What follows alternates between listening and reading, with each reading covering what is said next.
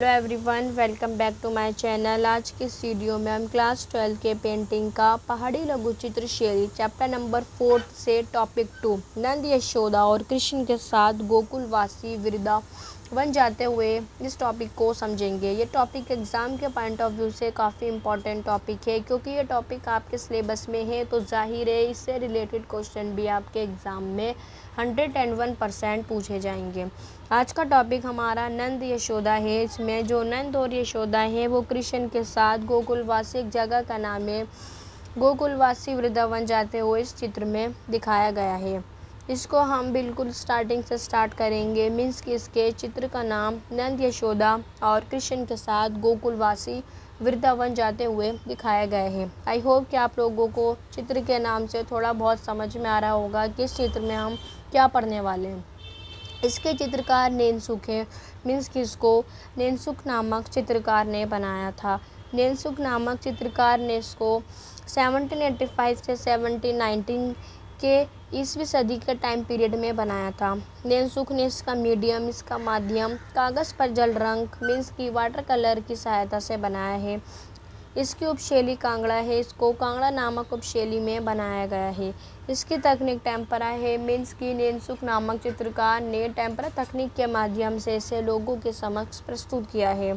इसका संग्रह राष्ट्रीय संग्रहालय नई दिल्ली है। मीन्स कि इसका म्यूजियम नेशनल म्यूजियम नई न्यू दिल्ली है। अब हम इसका विवरण समझते हैं कि आई होप कि आप लोगों को ये छोटे छोटे पॉइंट याद रहेंगे। इसके विवरण में इस चित्र में गोकुलवासी नंद यशोदा और कृष्ण के साथ वृंदावन जाते हुए दिखाए गए हैं। मीन्स कि जो नंद और यशोदा है वो कृष्ण के साथ वृंदावन जाते हुए इस चित्र में दिखाए गए हैं। ये इस लघु चित्र को या इस पेंटिंग को नेनसुख नामक चित्रकार ने बनाई थी। इस चित्रे ने इसे 1785 से 1719 ईस्वी के समय में बनाई थी। आई होप कि आप लोग ये बात अपने जहन में रख पा रहे होंगे कि इस चित्र को नेनसुख नामक चित्रकार ने बनाया था। इसका टाइम पीरियड 1785 से 1790 है और जो इसकी उपशैली है वो कांगड़ा है। कांगड़ा उपशैली में भागवत पुराण के आख्यान पर आधारित ये चित्र है। मीन्स की इसकी जो उपशैली है वो कांगड़ा पर आधारित है और इसे भागवत पुराण पर आधारित है। भागवत पुराण पर आधारित लेकर के इस चित्र को चित्रकार ने ड्रॉ किया है। ये काफ़ी चित्ताकर्षक चित्र है। मीन्स की काफ़ी आकर्षक दिखने वाली चित्र है। इस चित्र में 13 मानव आकृतियाँ दिखाई गई हैं। इस चित्रे ने इसमें टोटल 13 मानव आकृतियों को दिखाया है। उसमें से जो 3 चित्र है वो यहाँ यमुना नदी में तैरते हुए दिखाई गई हैं। 1, 2 और 3 ये 3 आकृतियाँ ऐसी हैं जो यमुना नदी में तैरते हुए दिखाई गई हैं। और इसके अलावा जो बाकी की बची आकृतियाँ हैं उनको नदी के उस पार विभिन्न मुद्राओं में खड़े हुए दिखाया गया है। मीन्स कि ये जो नदी का ये वाला पार्ट है, बाकी की सभी आकृतियों को यहाँ खड़ा हुआ दिखाया गया है, जिसके अंदर इन आकृतियों को विविध रंगों के वस्त्र पहने हुए दिखाया गया है। मीन्स कि यहाँ जितनी भी आकृतियाँ हैं उनको अलग अलग कलरफुल ड्रेस में दिखाया गया है।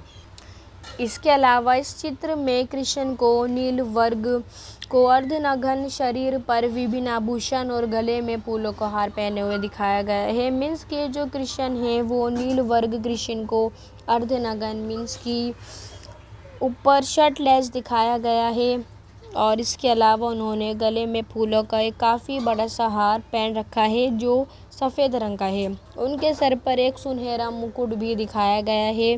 वे बादलों के बीच से झांक रही वृंदावन की सुनहरी इमारतों की ओर हाथ से संकेत कर रहे हैं। मीन्स कि जो बादलों के ऊपर झांकती इमारतें हैं, ये रही ये जो बादलों के ऊपर झांकती इमारतें हैं, कृष्ण उनकी ओर इशारा कर रहे हैं। ये इमारतें इस चित्रकार ने यहाँ पर ड्रॉ की हैं और ये कृष्ण उन इमारतों की ओर इशारा कर रहे हैं। और गोकुलवासी नंद व यशोदा आश्चर्य से उसकी ओर देख रहे हैं। इसके साथ जो कृष्ण के साथ नंद और यशोदा खड़े हुए हैं वो भी हैरानी से ऊपर की ओर देख रहे हैं। नंद और यशोदा को छोड़कर सभी के ऊपर का आधा शरीर वस्त्रहीन है। मीन्स कि जो नंद और यशोदा हैं, नंद और यशोदा ये हैं, इनके ऊपर का जो बॉडी है वो शर्टलेस नहीं है। इन दोनों को छोड़ कर के बाकी के जो मानव आकृतियाँ हैं उनको शर्टलेस बनाया गया है। एक अन्य मुकुटधारी जिसे नीले रंग के वस्त्र में दिखाया गया है। मीन्स कि इसमें इस आकृति की बात की जा रही है जो नीले रंग के वस्त्र में दिखाया गया है और ये मुकुटधारी है। मीन्स कि इसने एक मुकुट ऊपर ये ताज के रूप में दिखाया गया है, धारण कर रखा है। ये बलराम हैं। ये जो नीले वर्ग में दिखाया गया है, नीले वस्त्र में, इसको बलराम के रूप में दिखाया गया है, जो कि हाथ ऊपर उठाकर वृंदावन की ओर संकेत कर रहे हैं। ये भी बाकी आकृतियों की तरह भी हाथ इन्होंने अपने ऊपर उठा रखा है और ये ऊपर की ओर संकेत कर रहे हैं।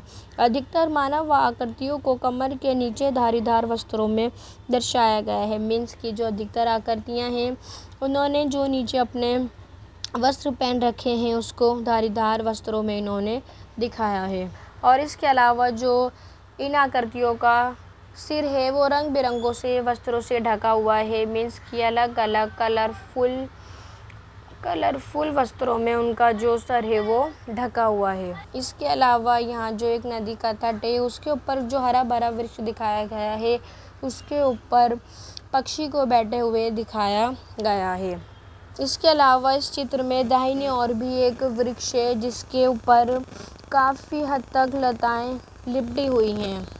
इस पृष्ठभूमि में या इस बैकग्राउंड में बादलों से घिरा आसमान दिखाया गया है और उन बादलों के बीच से झांकता वृंदावन की सुनहरी इमारतें हैं। मीन्स कि यहाँ बादल है और यहाँ बादल हैं और इनके बीच में ये इमारतें झांकती हुई दिखाई गई हैं। इसके अलावा नदी के यहाँ के आसपास की ज़मीन को, भूमि को काफ़ी हरा भरा दिखाया गया है। तो आई होप कि आप लोगों को ये समझ में आया हो। ये टॉपिक होता है फिनिश। इसके नेक्स्ट पार्ट में हम इसका टॉपिक 3 को समझेंगे। जब तक के लिए गुड बाय।